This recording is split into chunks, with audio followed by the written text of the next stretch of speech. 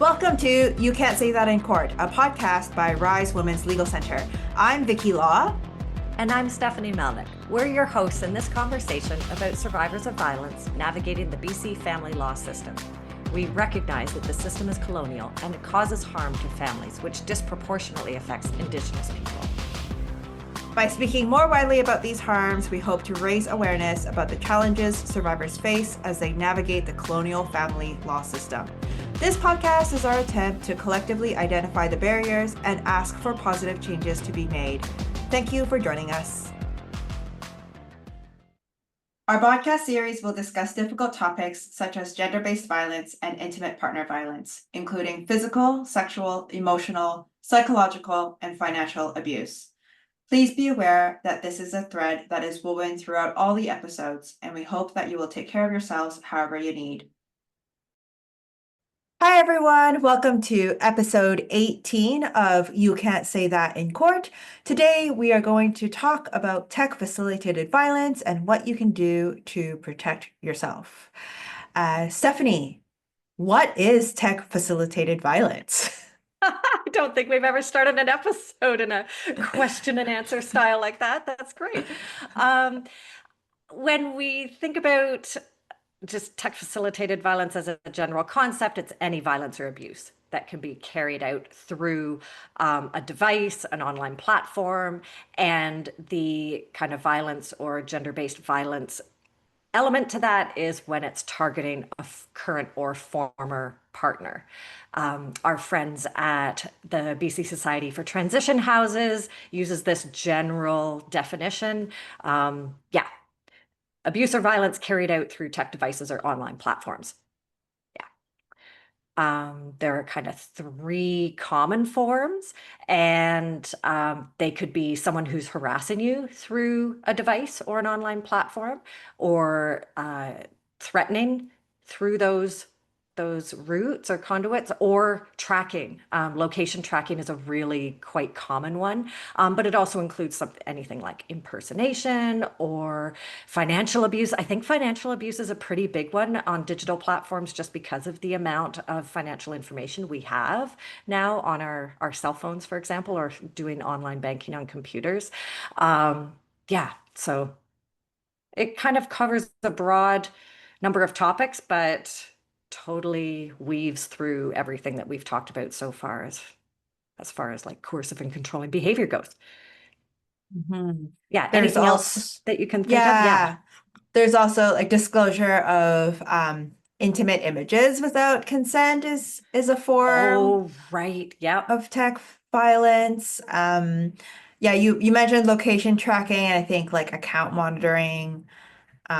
I'm not an expert. We're not experts at Rise about We are tech. not experts. Yeah. But we about felt tech like it was, it's super important that we talk about this though, because I think so many people are susceptible. And I think generally in the public, they're not thinking about these forms of controlling behavior or invasive and abusive behavior as violence, as tech facilitated violence. I really like that term because it calls it what it is.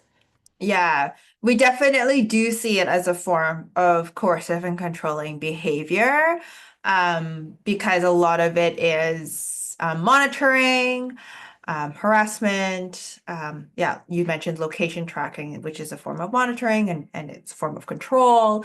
And similar to other forms of coercive and controlling behavior, tech facilitated violence can happen during the relationship and post separation.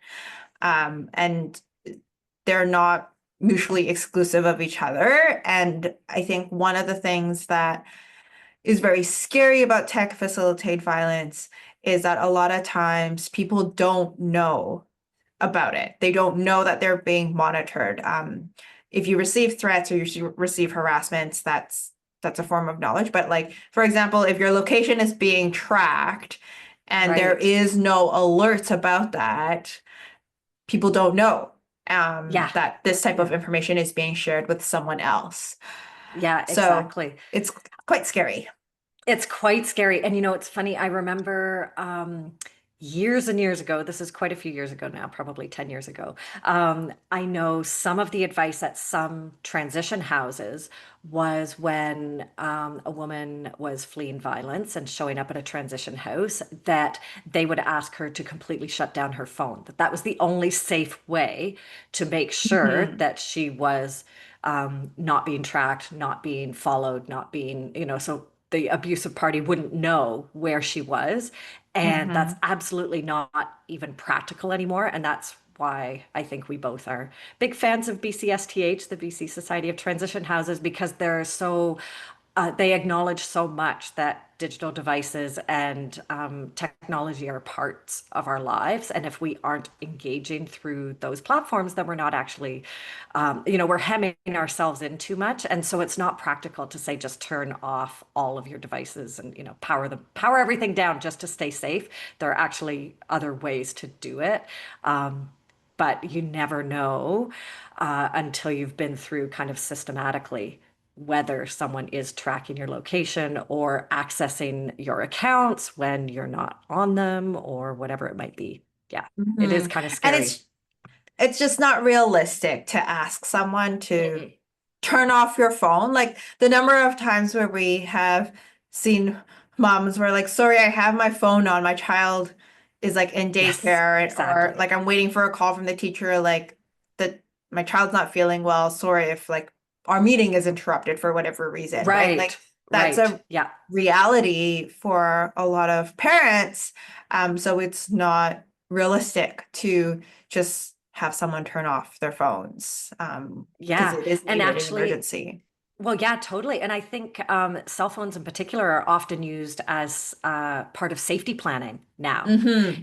That anti-violence workers have pivoted away from the abstinence kind of idea towards, hey, let's use this as a really positive way to stay in touch with safe people. And if you don't check Yeah. in, then that means something's wrong, or keep your children in close contact, even if they're, at school, going to friends' houses, whatever. It can be a really important safety planning tool. So yeah, it's not practical to just shut down a phone. It's not reasonable. It's not respectful to say to people, yeah, just remove yourself completely from your online connected life. And then even more than that, it can be used for safety planning. So yeah, Hmm. used for good instead of Um, evil.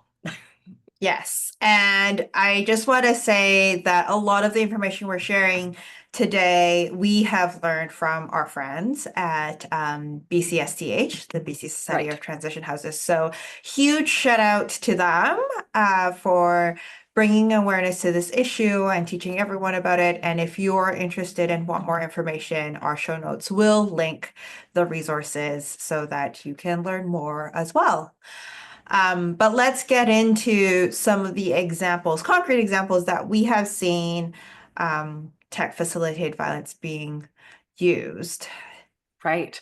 Yeah, for sure. I think the idea for this episode, one of the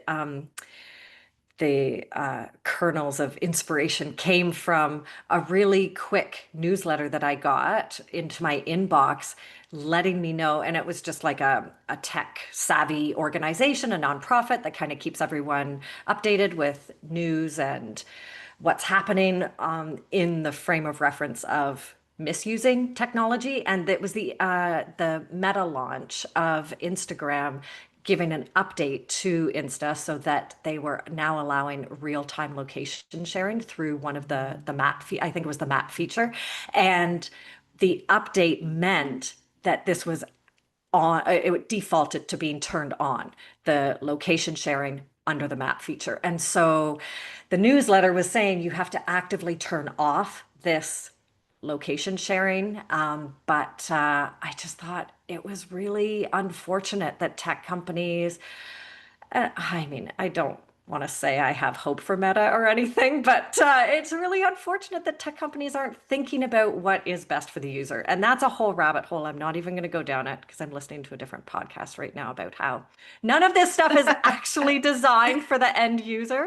But I think it's important No. for people to be aware that whenever updates are happening, sometimes the defaults get reset, and location sharing is one of those things that gets turned on as a default. Yeah, I think it's dangerous when folks have to actively go in to turn off it and not share certain informations. But Yeah. again, down another rabbit hole. Yeah.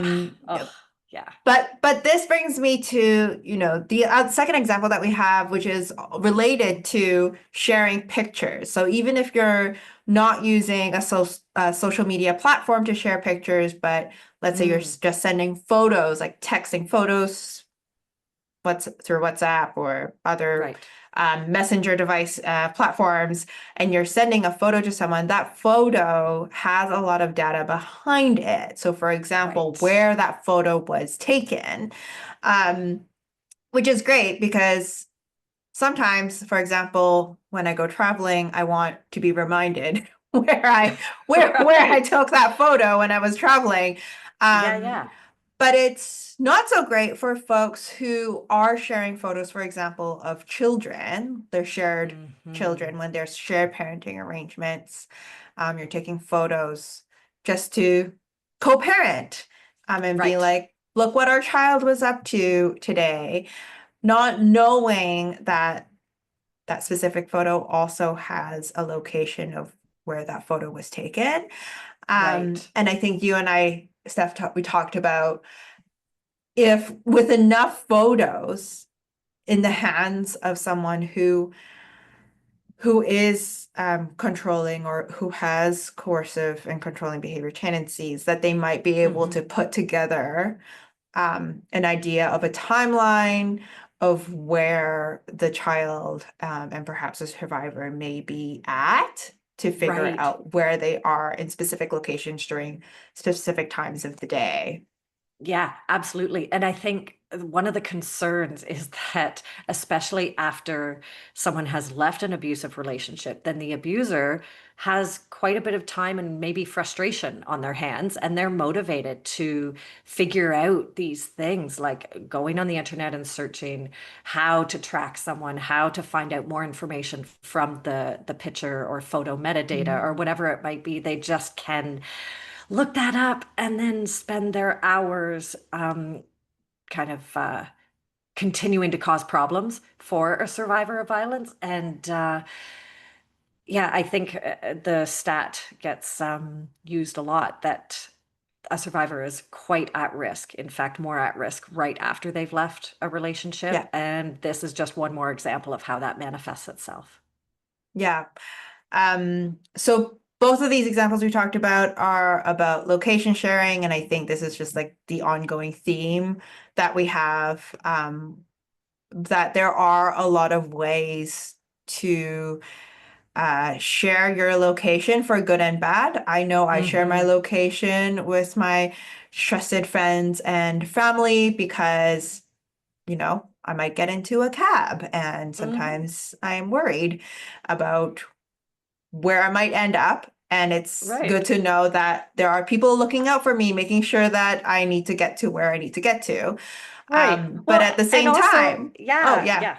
No, I was going to say it can also be fun. The location sharing feature is meant to be fun in most cases. It's just all of these features can be misused. So, yeah. yeah. But at the same time, we also know that mobile devices have sharing location feature. Yeah. Um, you don't, I don't always remember that it's turned on. It's on 24/7. Sure. Right. But I Yeah. don't have a safety concern about sharing it with the folks I do share it with.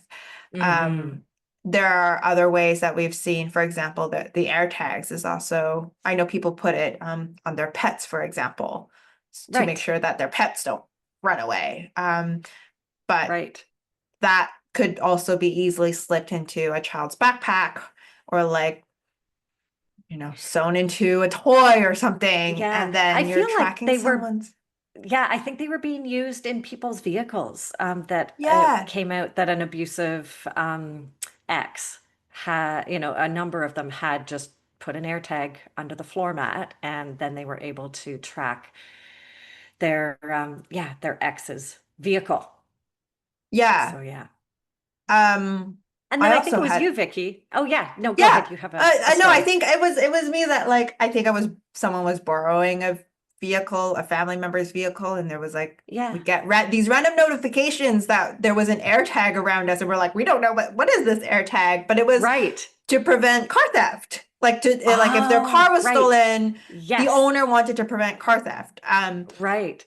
But now it's good that as part of the system, we are notified. Like if we're Right. around an air Yeah. tag for too long, I do receive notifications that, hey, you're around at the same air tag. Um, just an FYI. But I don't think that was always the case. I don't think Um, it was. And you were the one who told me that the notifications were coming through if you have an Apple device. If you're on an iPhone, for mhm. example, and you're near an AirTag, then you do Yeah. get this notification, which I found so encouraging that, a big technology company can be part of the solution. I think that that's Yeah. really an important underline. And there we go. That balances my earlier disparaging remarks towards Meta. Now we're back to neutral. Now we're back to See, neutral. men do it. Yeah. Yeah. But again, we're relying on the company to create a notification. So, for Right. example, if let's say, you know, a spouse buys a new phone for their partner and Yeah. it's you don't see them opening it from the box, they just give you the phone and say, "Hey, I got you a new phone. I've set it all up for Hmm. you. Here it Right. is. Start using it." You don't Your phone's not going to notify you that you're sharing your location No. with someone else. Sure. So there Yeah. are things to Yeah. be careful of. Yeah. And similarly, children's devices, when they're Yes. going back and forth between the homes, it's really sad the number of times we hear about children's iPads having all kinds of tracking or recording or whatever it is that allows someone to really snoop around at what the family is doing when they're not there, when they're not with the kids, and the kids are with the survivor. Hmm.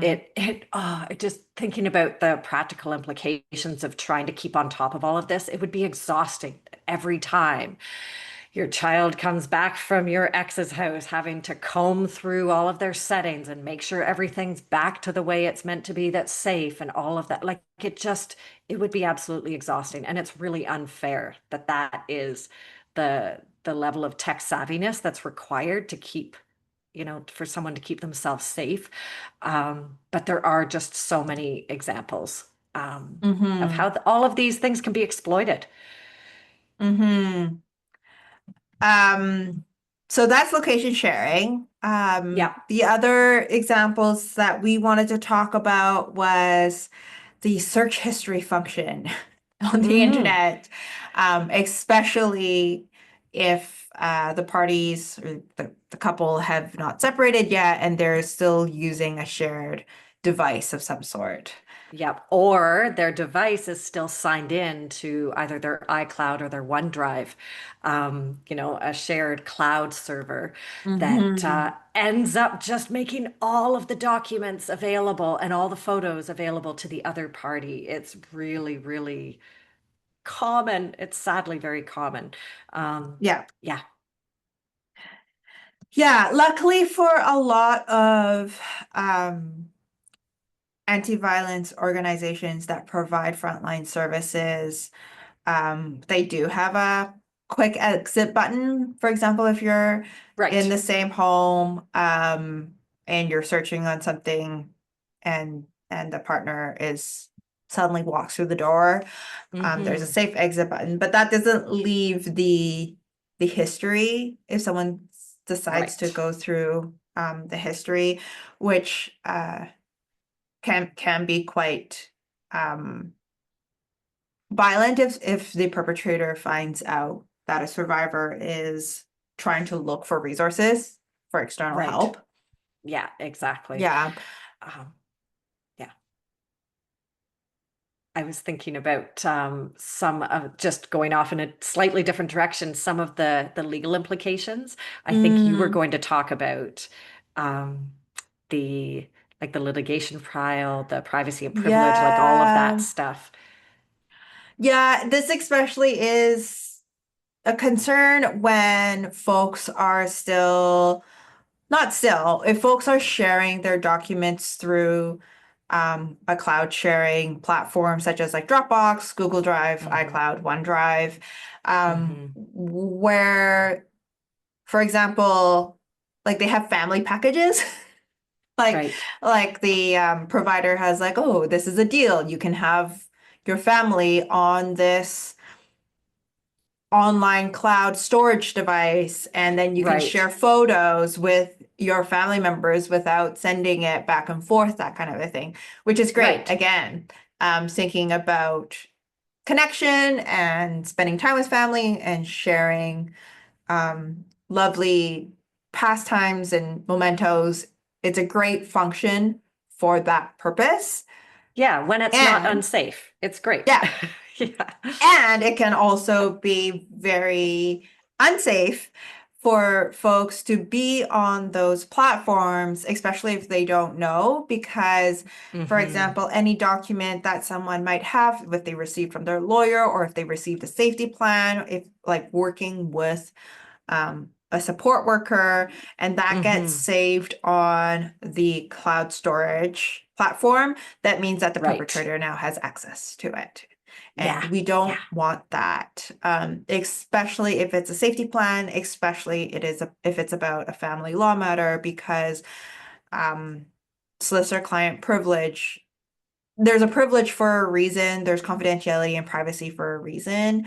Hmm. It is there so that the person accessing the legal support can trust the lawyer and provide all the information that they need to navigate the legal problem. Right. Yeah, what would you suggest to help keep people safe in that specific circumstance? Like if you're communicating with a lawyer, you really need to keep that private and keep, that privilege intact with your lawyer. Is it as simple as making sure that autosave is not turned on? Because that would indicate that something is automatically getting backed up on a cloud-based, um, yeah, platform Yeah, somewhere. Is there anything else that people can do to keep their communications with a lawyer more private or ensure that it's yeah. private? So I would say like open up a new email address. Like if you don't know, if you're not Right. sure Yeah. whether or not your email address is safe, the safest thing is to open up a new email address, make it Hmm. random. Right. Even like it doesn't have to be your name. Um really, really secure like passwords. There's suggestions on how to make your password secure online. Obviously, don't make it like your birthday, your child's name, don't make it the Right. same as all your other passwords. Right. Right. Um, have it long enough and something easy for you to remember. But I would always say create a new email address. That would Right. be the safest. Yeah. And make sure that the device that you're working on is safe. And if you don't know how to do that, and if you have Hmm. the ability to, I would go to a like a tech support and ask them to just reset all the device to the factory settings and make sure that sharing is not Right. on, location is not on. Yeah. Um, and if you don't have the ability to do that, don't download documents and save them on a cloud sharing platform. So for example, if you're still sharing a device with an abuser or perpetrator, your other spouse, don't download these very private and privileged communications onto a Hmm. device where the other person will have access to it. Right. Yeah. That's just a precaution to make sure. Hmm. Yeah. Yeah. Until you're It's 100% sure that, until you're 100% sure. yeah. Exactly. And making sure that you're actually downloading it to that, like to that laptop or computer's hard drive, Hmm. as opposed to downloading it. I'm using air quotes, downloading it Yeah. to a cloud-based platform, which then could be more susceptible to someone being able to check it. Um, we talk to our clients a lot about changing passwords often. That's such a basic but very effective thing to do, is just changing the passwords often. And it includes things like um, accounts that you're not accessing very often. the Canada Revenue Agency, where people are filing their Hmm. tax returns and have tax related information and child support, child benefits, for example, Canada Child Benefits and that kind of thing. It's not an account that's accessed very often, but it tends to be the kind of information that spouses or partners would share with one another when they're together. So it's hard to remember all of the things we have passwords for, but it is, as a very basic strategy, really, really effective. I like the idea of creating the new email account, though, as soon as there is information to be exchanged with anyone about something that you're trying to keep private and safe. I think that's a really good strategy. Yeah. New email address, and I would just say change passwords for everything. I think with all Everything. these Yeah. accounts that we have, it's hard, like you said, hard to remember what accounts we have for what, but the major ones at a minimum, like your email, banking, CRA, if you use social media platforms, change or create a new social media account if you need to. And Right. this is very tedious. It is a lot of work. Stephanie, you and I have Yeah. just talked about what happens when our phone is Yeah, no when I longer drop my phone usable. in the toilet, yeah, exactly. Like I threaten to throw my phone in the toilet quite often, and then I actually accidentally knocked it out of my bag. What a pain to have to reconstruct everything. But it really reminded me, it was very timely to have that happen recently, and then to record this discussion where the number of accounts that we actually have, it's far more than I think we're aware of until we actually, like, we comb through and do an itemized list of, Hmm. oh yeah, here are all the things I'm accessing on a given day or have automatically signed into and leave in a signed in state or whatever, that just it when it works well, it works, and when safety is a concern, then it ends up being a lot of work. But there are resources. We've already given a shout out to our friends at BCSTH. And like you said, Vicky, we're going to include links in the notes for this episode because I think they do have quite a few resources that are available for the general public to, yeah, that everyone can just access to get a good overview of some strategies. I think it's really helpful. But in talking about having this discussion today, you and I were like, it's important that we frame this as coercive and controlling behavior because it really is not fair or ethical that an abusive person can get into and yeah, make a mess of a survivor's life as they are trying to leave the relationship or just trying to keep themselves and their kids safe. So it's really insidious, and we have to help, yeah, bring awareness to it. I think that was Hmm. that was us dipping our toe into the shallow end of what's going on in tech safety, I think. Yeah, I think it's important to remember that tech is always changing, and so it does feel very reactive on how we can protect ourselves Mhm. and find safety because technology is always improving. And who knows, maybe this episode will be out of date in several months or a year because Oh, tech right. has changed Absolutely. Good already. point. Um, but it's just important to be mindful of how to be safe in this arena. Yeah. So yes, a huge thank you to our friends at PCSTH and also Women's Shelter Canada. I know they have also put a bunch of resources on how to be safe in the tech world. Yeah, that's great.